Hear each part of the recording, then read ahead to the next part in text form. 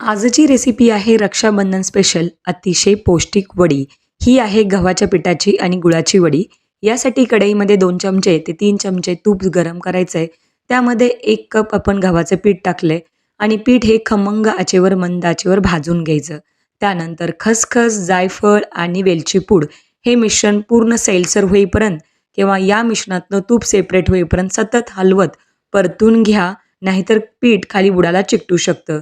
त्यानंतर कढई खाली उतरवून घ्यायची आणि यामध्ये गरम मिश्रणामध्येच 1 कप आपण इथे गूळ ॲड केलेला आहे आणि त्यानंतर मिश्रण सतत हलवत राहायचं आणि घट्टसर गोळा झालं की ताटामध्ये लावून याच्या वड्या पाडून घ्या. यावरती आपण थोडेसे तीळ लावलेले आहेत.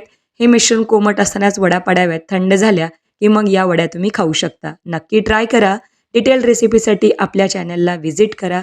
रेसिपी जर तुम्हाला आवडलीच असेल तर लाईक, शेअर, सबस्क्राईब नक्की करा.